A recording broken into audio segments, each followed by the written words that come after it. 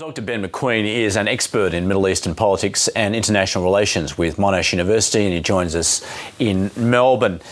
And Ben MacQueen, this is obviously a heightened escalation, as we've heard. Turkey says the Syrian conflict can't be solved by military means. In fact, it thinks if it were to go to war, for instance, it would drag in Russia and China. So obviously it's very reluctant to step up. Yeah. I mean, it was obviously a very provocative act if it does, as it's likely to do, is turn out that the Syrians shot down this plane.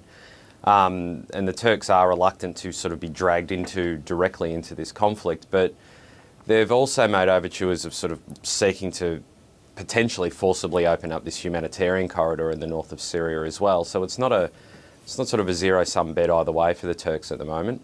Now, obviously, there's concern throughout the region. The neighbouring country of Iraq says the incident marked a serious escalation of the Syrian conflict. I mean, there is concern more broadly that this will inevitably drag in other nations. Yeah, I mean, we've already seen it spill over the border into Lebanon. I mean, this was, the border between Lebanon and Syria is, as with most of these borders, is incredibly porous, and it wasn't that unexpected that you would see the violence spread that way. Iraq, the north of Iraq's a little bit insulated from what's going on at the moment with the sort of the Kurdish regional authority controlling the border area with Syria. But the Syrians are desperate in a way, or would be desperate to keep it limited within their borders, because if it does spill into sort of a broader regional conflict, you are looking at more likelihood of a Chapter 7 resolution through the Security Council. So these are things that the Syrian government's also seeking to avoid. Now, Ben MacQueen, there are some suggestions that Turkey has been supplying weapons to the rebels in Syria. It's also alleged that countries such as Saudi Arabia and Qatar are also paying Syrian rebels. Is there any truth to those particular allegations, do you think?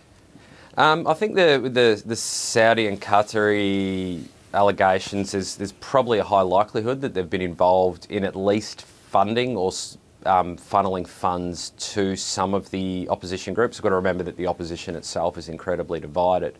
So these would be at particular groups, targeted groups and individuals. The Turks have been active, and they've been quite clear with this, sort of hosting the Syrian National Council and a few other groups.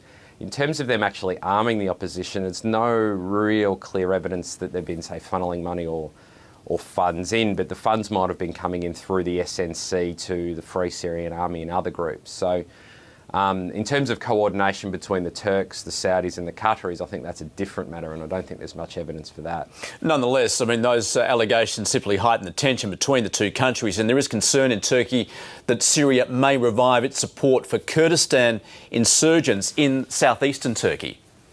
Potentially. I think that the Turkish government are aware, though, that the Syrians have been reluctant to support groups like for instance, the PKK in southeastern Turkey when it doesn't have a direct control over that group. They've supported Palestinian groups outside the PLO, for instance, historically. So that, I mean, there may be a reflex there to try and spark up a bit of trouble, but I can't see a sort of a full sort of movement by the Syrian government towards supporting the PKK. I see this, and this is more, I guess, hypothetical, that the Syrian government's acted in this way potentially to sort of show off the strength of its air defences in the prospect of discussions over a Libya-style operation in the UN. This might be a signal to the international community that Syria is able to respond. But such a dangerous game to play, particularly when its neighbour Turkey, which has just provoked essentially, has the second largest army in NATO.